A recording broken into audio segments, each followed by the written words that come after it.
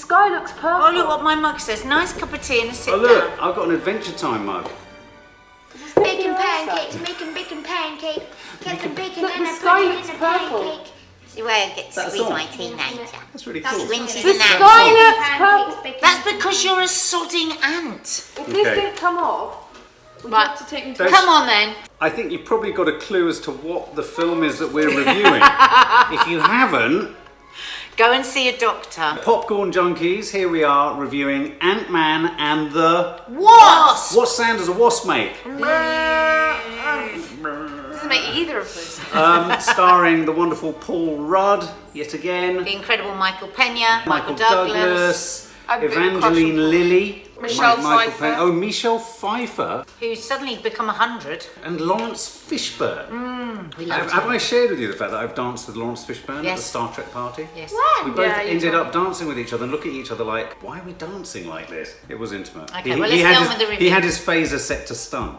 We were all massive fans of the first Ant-Man movie. Massive. I Weren't was really excited about it. we? Really excited. I've waited for a year. Wait, 2015, I think. Wow, is it 3 years? Or thereabouts, yeah, about I've 3 been years. waiting for 3 years.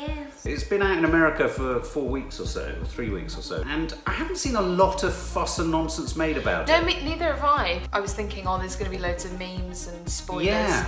on social media, but I didn't realise it'd been out in America for that long. No. There's nothing on social media. No, there's nothing on social media or anywhere about it. So, so my biggest hope going into this was, is it going to maintain the comedy levels of the first one? Because I remember laughing out loud an awful lot in the first one. Yeah. The premise, I guess, of this one is that Michael Douglas and his daughter Hope, who is the Wasp, are wanting to rescue Michael Douglas's wife and the Wasp's mum, who is in a quantum void. I loved So when they're built- Paul Rudd said, you put the word quantum in front of everything. Oh, Yeah. that made me laugh. So a very elaborate plot sort of kicks off where they're trying to get Michelle Pfeiffer back from this quantum Film void. almost a time warp. I wasn't too sure at first, No, if I I'm wasn't. honest. I don't think it was very like the first one at all, and I was worried that the comedy wasn't going to be very good because Michael Pena wasn't funny at the start.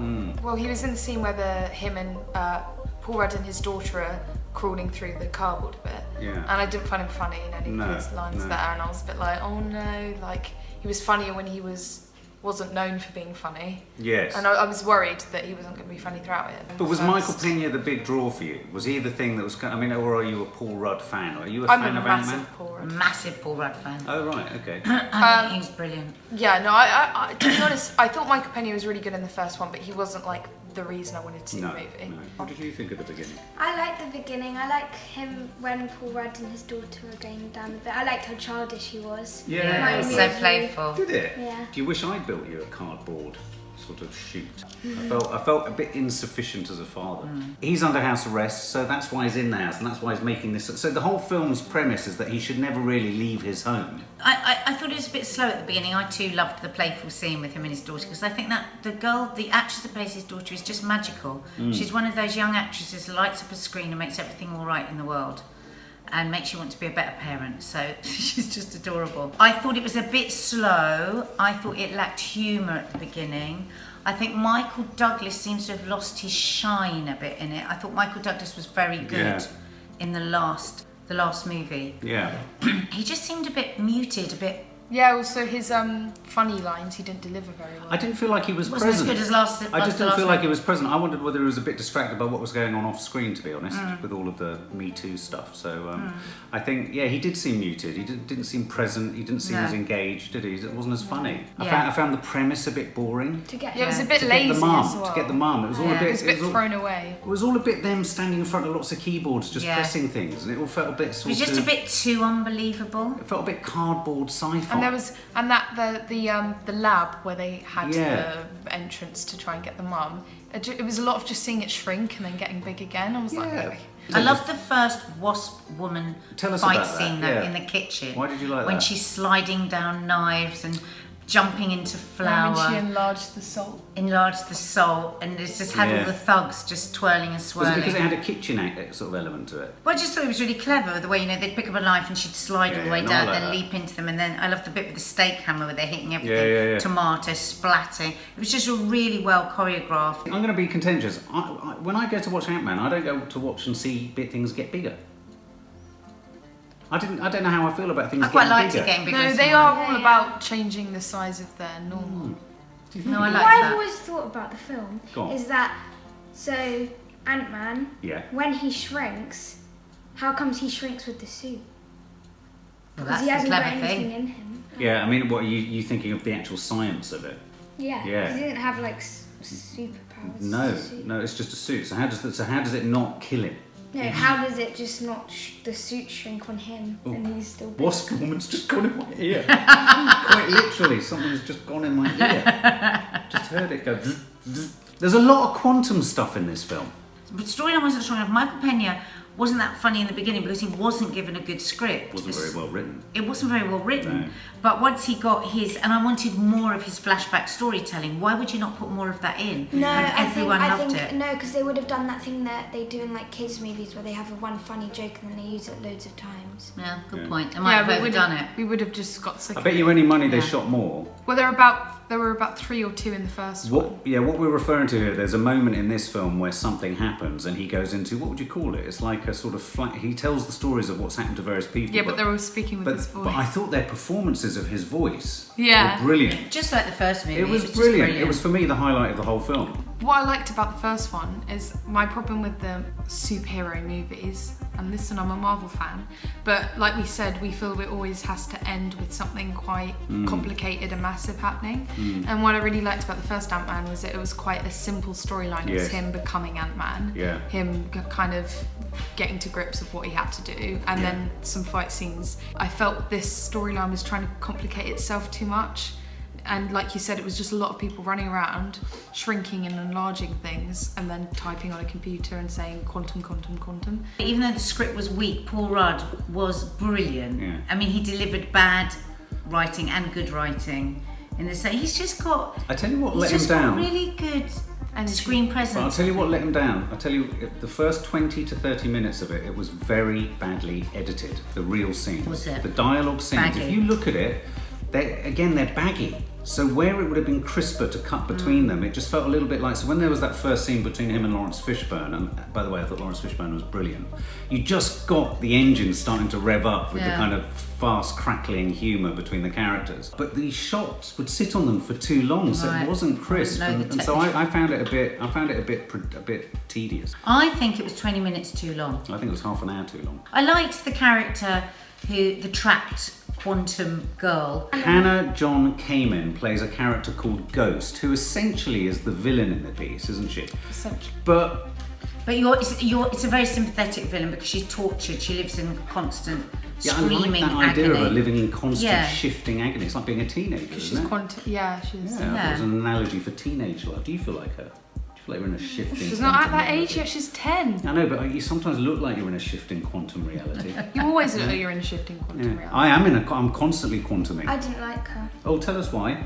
I didn't like her voice. Her voice really annoyed me. She's the only British Or was she person. a That's bit the problem. quavery? No, I just- There's something about Brit. Oh, okay.